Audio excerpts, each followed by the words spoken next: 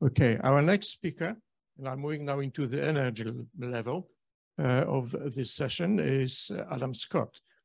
Let me just briefly introduce Adam. Everyone knows Adam, I think. Adam has been with the lift industry for over 31 years, and he's spent his time with the industry from Otis to Sweco currently is with, and he has been working on the design of vertical transportation system for many landmark buildings. So thank you very much, Adam, for being with us. And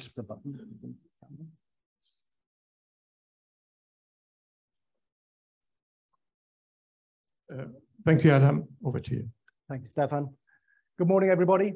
I'd like to open with an apology for being the first male presenter without a tie on. I had breakfast with Nick Maller and Dave Cooper, and we both agreed that the occasion merited a tie. I then got back to my room and tried to put my tie on, and it would appear that my COVID diet means that my shirts have shrunk. So I'm casting a bigger shadow than I was the last time I saw you. I clearly need to consume a little less energy and expend a little more energy. And on the topic of energy, I'm going to chat a bit about energy efficient buildings and what part the lift industry needs to play in improving the efficiency of buildings. I think we're all far too aware of the events that are occurring on our planet. You know, this year, we've seen wildfires in California. We've seen 40 degrees centigrade heat in London. We've seen floods. I think this week in Tokyo, they had a dramatic 75 centimeters of rain in a 24-hour period. Centimeters of rain. Climate change is becoming real for all of us. And yet we continue to have to burn fossil fuels. We're creating a lot of pollution in our environment to feed the economy that of course contributes to the quality of life that we all enjoy. And there's a delicate balance to be struck somewhere. We see trends like this graph here that talks about urbanization and the fact that as a society, we have millions and millions of people urbanizing and moving into cities. And underlying it all is this kind of data that we're all very familiar with now of temperatures going inexorably up and up and up, fueling the climate change events that we're seeing more and more frequently. So what should our response be? I mean, I don't want this to be a downer session in the morning of day one. I think that urbanization statistic clearly says to us that we're going to see a lot more of these. Yeah. So this is Tokyo at the moment. Yeah. And the sheer number of people that are predicted to go into urban environments is going to need many, many more buildings. This is a quote from the World Green Building Council. And this is current data. So it says buildings are currently responsible for nearly 40% of global energy-related carbon emissions. 28% from operating the buildings, so heating them, cooling them, powering them in other ways, and then 11% from the actual materials and construction.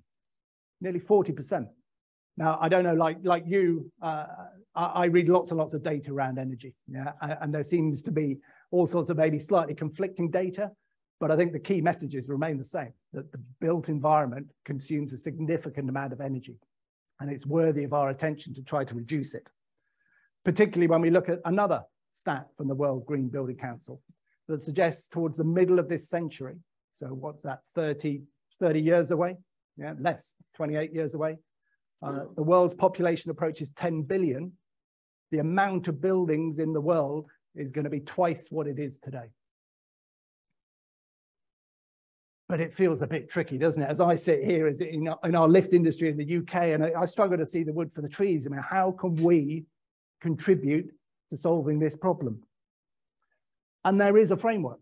Yeah? Many of you in the audience may be familiar with this. We've been doing a lot of work with our environmental engineers within our Sweco business, and they've given me some guidance and information on some of the framework that helps us, I guess, think about how we might address this problem.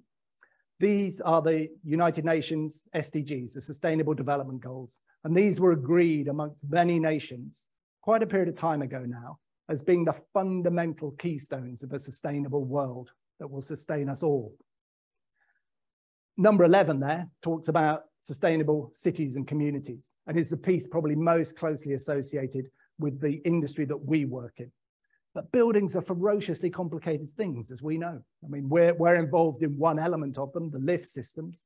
You know, there's some 3D models here on the screen, you know, that start to illustrate the complexity of structure, facade, mechanical systems, electrical systems, and of course, sitting in those lift systems. And the manufacture, shipping, installation of all these systems produces damaging carbon dioxide emissions. And reducing the volume of CO2 emitted during the lifetime of any of these systems has got to be our ultimate goal. And the environmental engineers will talk about this thing called LCA, life cycle assessment, which is a circle that starts in manufacturing or raw materials, manufacturing, shipping it, installing it, the lifetime of the building or the system, the end of life, and recycling.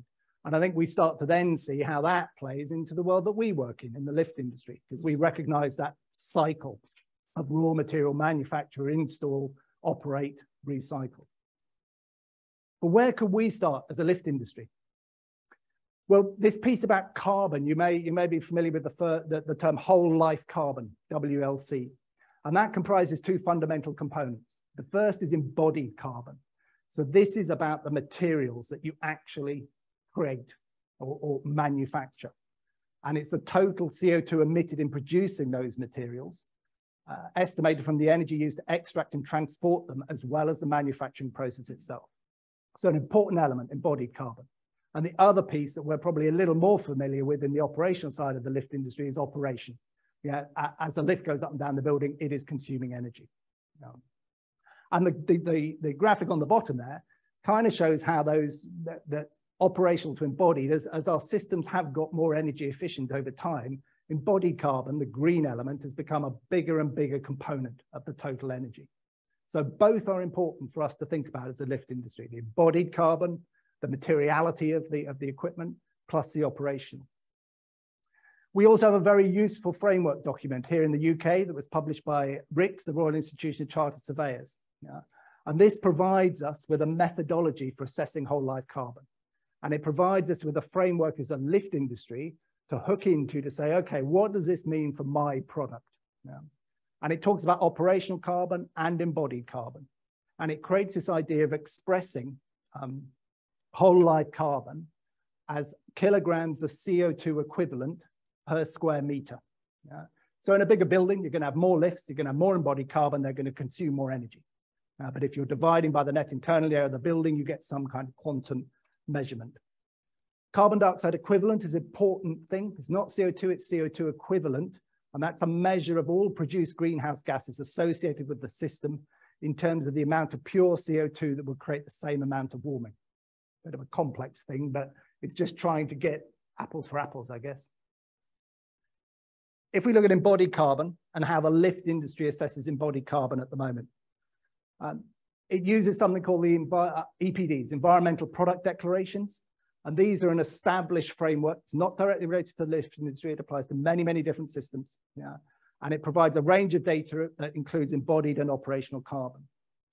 It's third-party ratified. It's an independent objective assessment method. Why are lifts important? The data at the bottom here is for one of the projects that we've been working on in our business. And you can see lifts and conveyors, escalators, are there 8%. So it is significant. And it's something that we need to focus on as an industry. And actually, talking to our environmental engineers, maybe somewhat surprisingly, I was a little surprised when they said the lift industry is actually quite good at this, EPDs, better than some other industries, particularly lighting was quoted. And I would have thought lighting would have been way ahead, but no, apparently not. The lift industry has made great steps in terms of producing EPD data and publishing it. You can see there that it talks about particular processes that involve PCRs. And PCRs are a way, again, of trying to get an equitable way to assess EPD data. And in order to do that, it talks about this thing called a functional unit. And the functional unit is expressed there and is related to the load of the lift, plus some other elements such as the distance traveled, the number of trips per day, and the life cycle. So this starts to feel, and here's an example of what a functional unit calculation would look like. So if we took a 1,600 kilogram lift serving 9 floors over a travel of 40 meters, And if we assumed it had a service life of 20 years, operating 365 days a year, then our functional unit comes out to 5,400 ton-kilometers. So this is supposed to be an assessment to allow us to compare and contrast different lifts.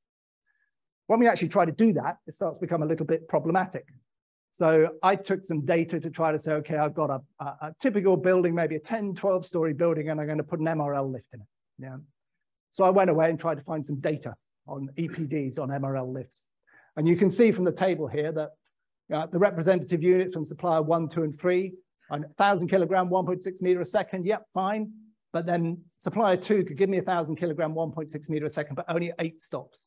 Yeah. Supplier 3, the data was service life of 25 years with a usage class of 3. Supplier 1 and 2, yeah, we're looking at service life of 20 years and a usage class of 4.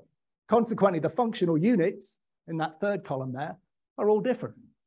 So with me trying to say, well, which one's going to be the most environmentally friendly for my building, which is the ultimate goal of the EPD embodied carbon assessment process, I don't know. I'm confused. And I don't quite know how to address that at the moment. There may be others in the audience that we can talk over the next 2 days. I'd be really interested. I need to get moving. Operational carbon, the second element. Yeah. So we're key that we've got the ISO for assessing operational energy. I'll fly through this. We can talk a little bit more. It's a robust, established method, but it is quite simplistic by necessity. It applies to single lifts. It doesn't pick up regenerative drives. The actual standard references the fact that this may be up to 20% inaccurate. So all of a sudden, we're trying to predict and forecast actual energy consumption, and we've got a method that recognizes the fact that it is a mathematical assessment method that may be up to 20% inefficient. It seems a bit strange to me. It doesn't really talk about number of days. It's independent of demand. And therefore, for me, it feels like it's not as real world as maybe it could be. What it does allow us to do is this kind of assessment. So this is an example of a real project where we've got an assessment of theoretical energy consumption based on the ISO methodology. And you can see the number in the bottom right-hand corner, which is 7.6 kilowatt hours per square meter per year. So this is this base assessment of the operational energy of this system. Now, if we look at the 8 passenger lifts in this building, the green highlighted numbers, total energy consumption per day there of around 400 kilowatt hours using the ISO methodology. There's another way, though, that it feels to me we really ought to be exploring as an industry, which is to simulate it. We've done some calculations here utilizing Marilisa's proposed full-day demand template. So you can see in the top right-hand corner, a demand template of incoming and outgoing traffic. We've got some electrical data here, which starts to pick up things like idle power, standby power, and regenerative drive according to the balance of the car, whether we're actually regenerating or consuming energy. And that can produce for us an energy consumption graph for the system, the 8 passenger lifts operating as an intelligent destination control group. And that number there, apologies, it may be a bit small, that total energy consumption number there is 375 kilowatt hours. So a significant reduction from the ISO. Whether one is better than the other, I'm not sure yet, but I do think we need to start discussing it as an industry and trying to refine and improve where we're going in terms of the accuracy of energy consumption. I think there's a clear need to focus on it. I think we've got some assessment methodologies available at the moment, but drawing robust conclusions is challenging, particularly in EPDs. Talking to our environmental guys, they talk about the need for EPDs to either have a greater range, but I think if we look at the lift industry and the sheer plethora of different configurations of lift equipment we can get, that's going to be really challenging. But whether there's a way of being able to derive EPD data from some fundamental milestone configurations that allows us to say, if that's EPD for 1,000 kilogram at 6 floors, what's it going to be for 1,600 kilograms at 15 floors? Because at the moment, they're selecting non-representative EPD data for these energy models. I think the operational energy assessments could be moved closer to predicted real-world demand, and maybe we're going to hear something from that about that from Dr. Peters in a moment. I think when we've talked about demand models for passenger lifts, I think, and there's a bit more in the paper about, yes, that's for passenger lifts. What's a demand model for a goods lift? What's a demand model for a firefighter's lift? I think as an industry, we need to develop those and agree a consistent approach. Thank you.